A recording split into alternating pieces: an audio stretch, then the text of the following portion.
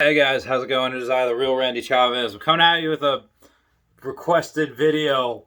Lindsey Michelle Fortner is the one that requested, tell me about your military career. It was a fucking shit show.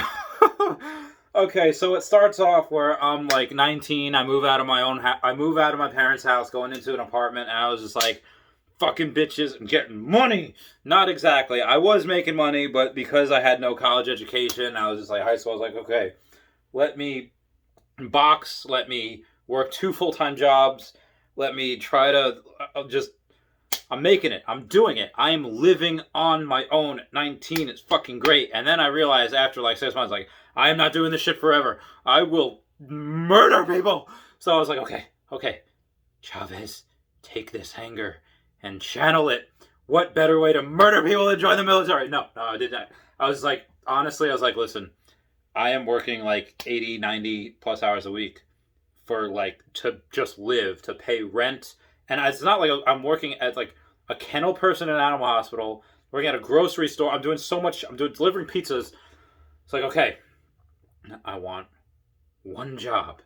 So I go to this like recruiter, and it's just like, your paperwork is all fucked up. Like, you did really well on this ASVAB. Like, you can get any job you want, but I have no idea where you were born, and I have no idea of like your medical history. Is like, sir, I have no idea of my medical. I was adopted. I'm from Peru. It's like, they're gonna have something. Like, sir,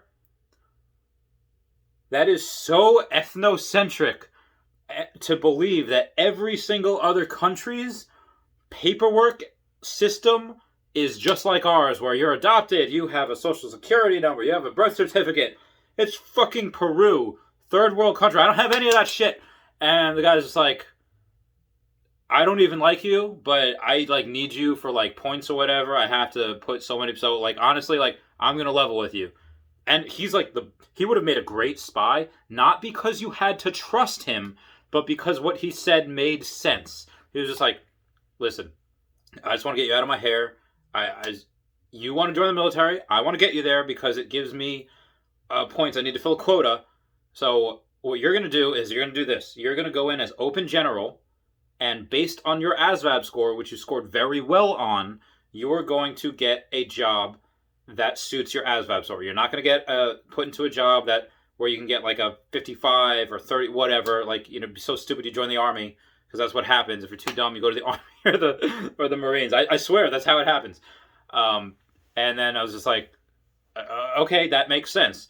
The military wants to get as many qualified people in those positions as possible. I'm thinking in my head, okay, yeah, so they're going to put me in a good position. That was fucking bullshit. That was fucking wrong. Narrator said that did not happen. So I go in as open general, and I get there's 3 jobs that nobody wants in the military. There is services, where you're either like a cook, like you're literally like making breakfast sandwiches for people. You work at the gym, which is a cushy ass job. My friend Steve got that job. He's like, yeah, I just like handed people basketballs and jump ropes, and it was fucking legit. And he got the same pay as I did when I'm fucking working my balls off in Kuwait. All right, I'll get to that later. Anyway, or all right, so you get services, or you get security forces, where you are stateside. Is the most boring fucking job ever. You stand at the gate, it says, oh, this ID, you look good. Oh, you're an officer? It's fucking like, good for you, sir. Like, that job seems got. And then when you're like deployed, yeah, it's kind of like badass or with your boys. But it depends on where you're deployed. If you're going to like Kuwait or Qatar, you're just doing the same thing. You're just checking IDs. There's 120 degrees outside, and you're just like, I fucking hate my life. I want to kill myself. I want to become one of the 22 veterans today. It's gonna fucking put a gun in their mouth, fucking, because it's so monotonous. But you could be like in Afghanistan, like that. So you get that. Again, not if you get that job, you develop like a brotherhood, develop like, whatever. Or you can get 2T2, which is what I got, which is like monkey brain shit. Like, you can, okay, this is what you do. My first job was passenger services, which is what, like, we have to, kind of important job, because you have to say like, okay, not just anyone can get on these flights. You have to show ID, you have to show proper paperwork, and if you don't have these, or someone's trying to get on this flight, and they don't have the proper paperwork, there's a small chance that most likely they're just stupid, but there's a small chance that they're trying to do something, get into another country, that's not right. Like, this doesn't go well. And every once in a while, maybe once a year or twice a year, we had these people trying to do so much illegal shit, trying to get one of these new people at the counter and try to outsmart them because the new people don't know the job yet. So like, no, I'm supposed to go here. This is what this means. And the new person's like, oh, yes, sir. Oh, yes, sir. You outrank me, sir. So they are able to get there. And this one guy, as I was getting out, he actually got from the States, New Jersey, to Germany. And he had with him the ability, like the tools to be able to make other passports and stuff. So most of the time it's a monotonous job, but sometimes it's a really important job where you need to know your shit because that's how terrorist shit happens.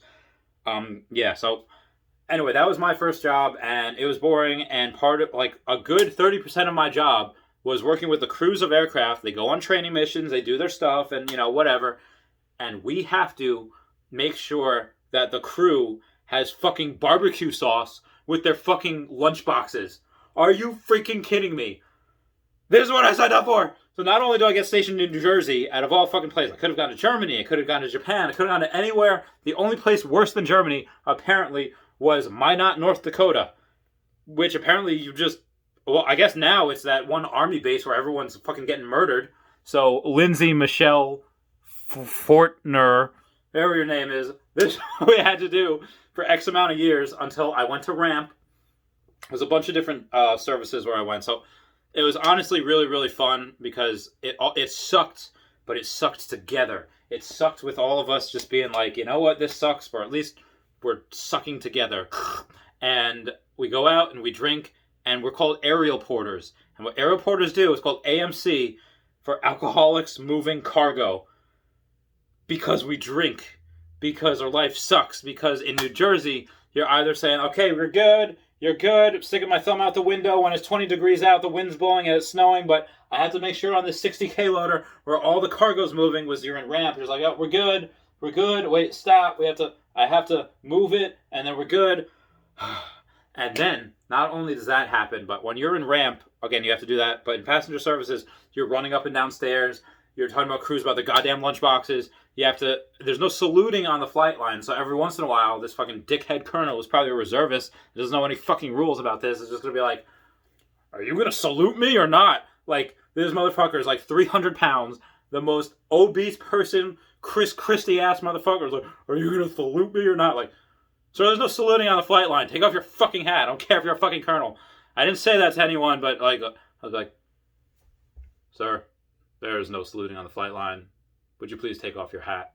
That could possibly, a wind gust could blow that off your head, and could possibly FOD, which is a foreign object damage, which if it gets sucked into an aircraft, the world's greatest air force cannot fly if there's a bird on the flight line, because a bird will get sucked into an engine and cause damage, and then if there's lightning within 5 nautical miles of an aircraft, they can't do anything. And when you're in that job for a while and you can tell, like, hey, listen, I've seen this before. There's too much ice on this plane. They can de-ice it as much as they want. It is not going to be in regulations for it to take off.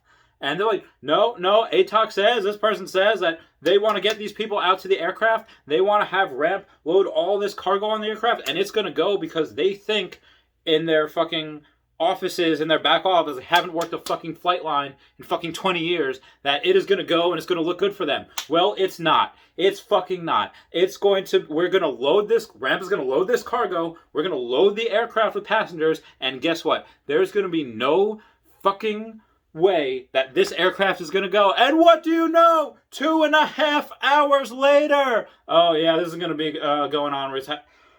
To download everything, we wait. There's going to be times where like, all right, sir, this is a C5 that has broken 3 times in the past 2 weeks, and you want to take 2.5 hours to load 100,000 pounds of cargo onto it, and then you're going to go and say, no, the plane is broken.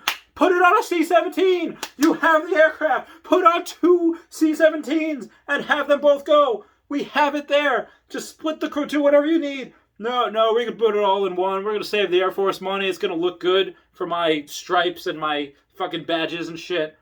It's not going to happen. We will spend literally half a shift putting on 250,000 pounds of cargo onto an aircraft for that C5, which notoriously breaks.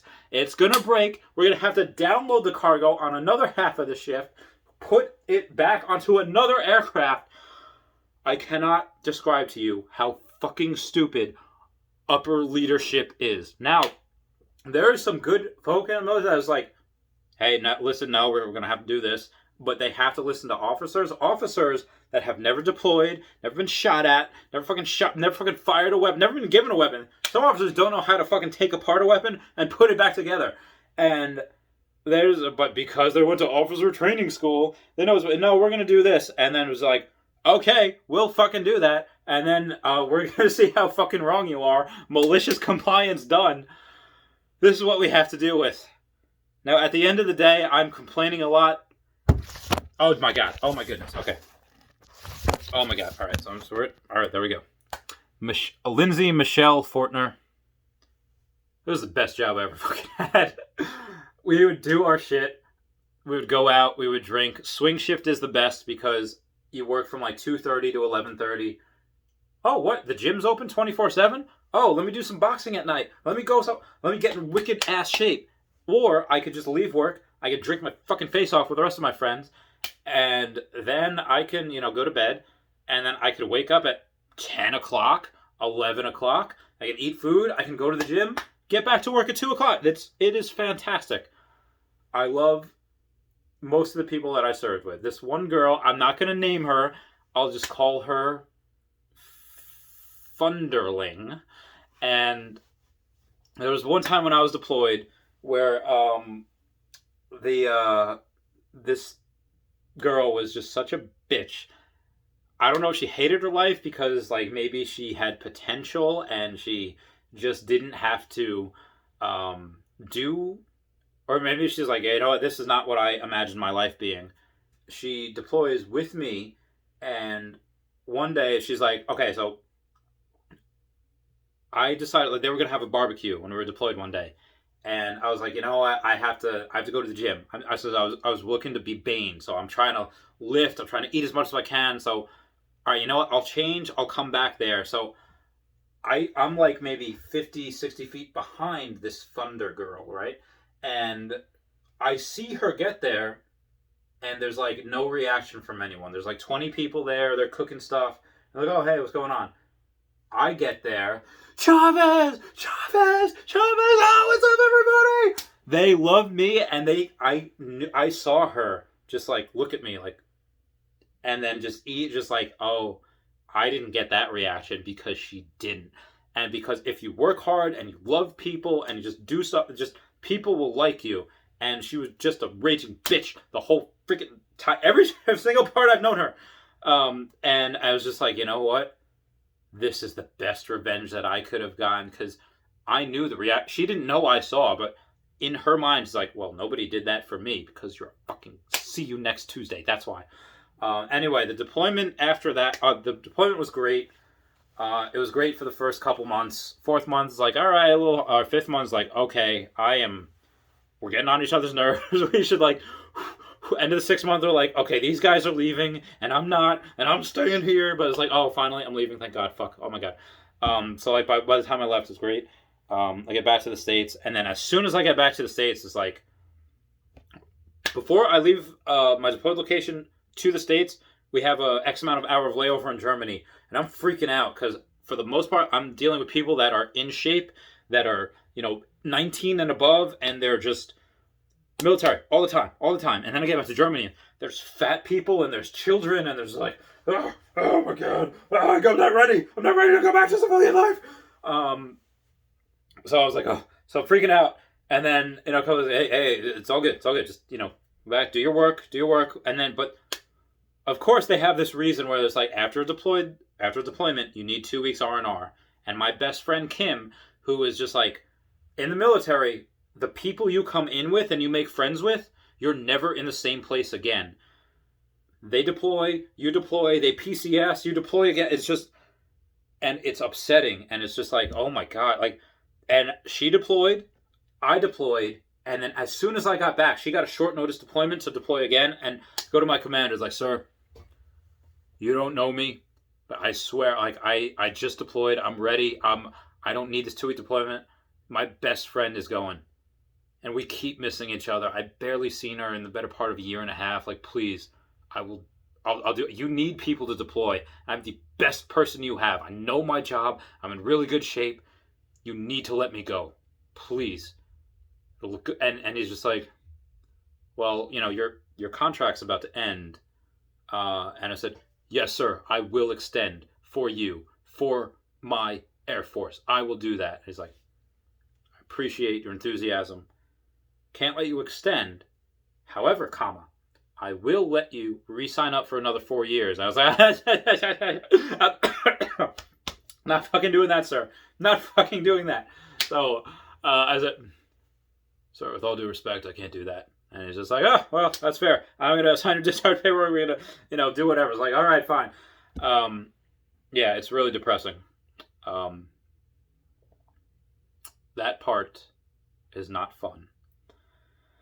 And you fall in love with those people. Some of those people. Some people you hate, but some people you're just like, oh, I love you and I miss you. And there's some people I haven't seen in years because they're deployed and I try traveling every year. I couldn't this year because of COVID, but I try traveling every year.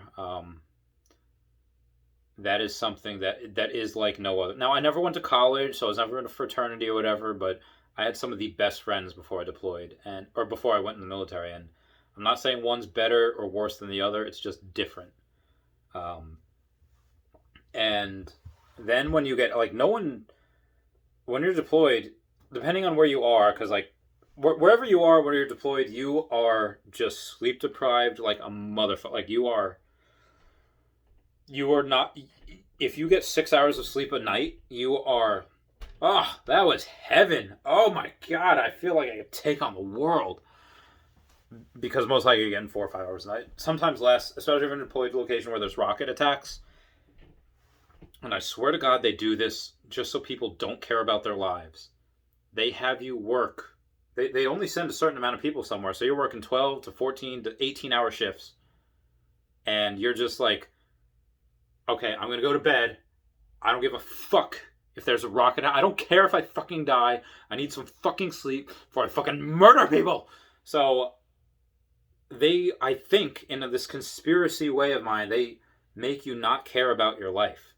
They make it like, I don't give a fuck. I'm just tired. I just want to fucking sleep. Because most people, what they want is money, sleep, sex, and food. If you deprive them of those things, they want that.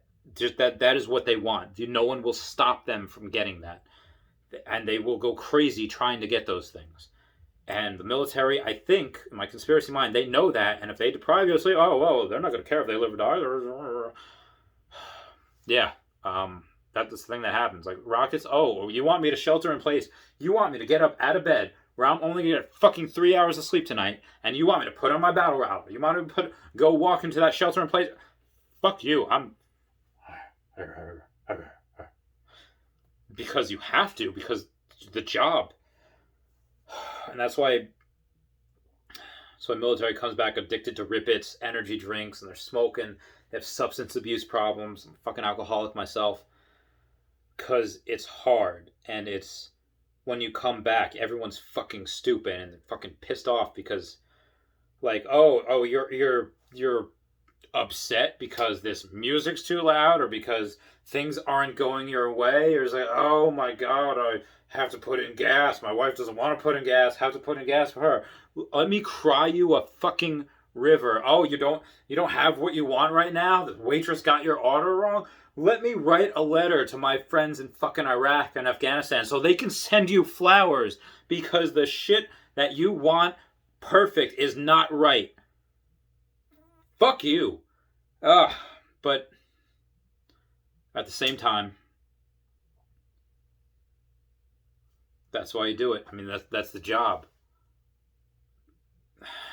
And again, that's people enlist for different reasons.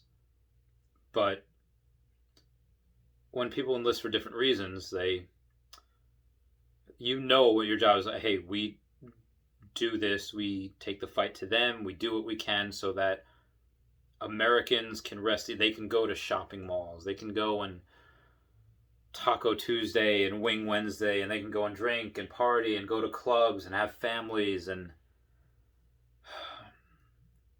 it's very hard to date a veteran. It's very hard to be with one because we are not normal. We are not. Every one of us is messed up in our own twisted way. I give kudos and props to people that can do it because it's very hard. Up until Wednesday of this week, I was like, okay, I'll go out once in a while, I'll fuck, but I am not putting this on anyone. I found a girl that really likes me and was like, you sure? She's like, yeah, I'm crazy about it. Like, fucking okay, if you could deal with this. Yeah, a lot of veterans end up alone. A lot of veterans kill themselves. A lot of veterans just. It depends when you get out too, because again, you deploy or you just stay in too long, and you just.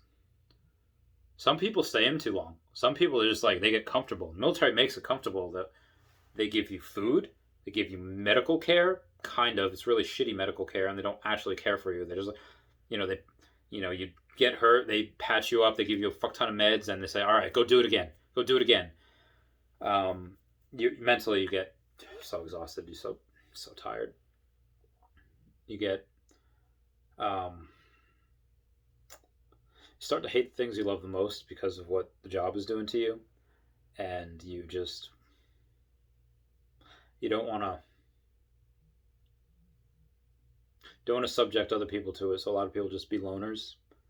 But that's what I did. I was like, all right, let's go out and fuck once in a while, and I'll, do my work, and I'll do my job. I'll make money. I'll help animals because what else am I good for? And then, that happens. But again, depends when you get out. I got pretty lucky. I only was in for 4 years, and too much bad. I would just body's a little fucked up, but outside of that, we're all right. But some people stay in too long. Some people, they say like they're afraid to come back in because like, listen, I have everything I need here. I have a steady job, a steady paycheck. Everything's covered for me. And then they get out and they don't know how to be a person anymore. I was lucky. I lived life before I went in, and made it lucky. And a lot of our humor is skewed. A lot of not everyone gets that.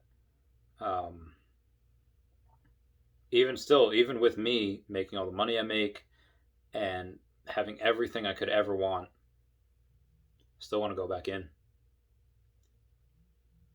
In the civilian world, I've even told people, like, listen, like, unless you're offering me $250,000 a year, I'm not going to change what I'm doing. I'm doing what I like. I'm doing what I know is making me money. Doing what I know is going to make a difference in the world. I'm having fun, kind of. Unless you want to pay me $250,000 a year, I'm not going to stop doing what I'm doing. Whereas the military called me back and I make 1/10 of what I make now, cool.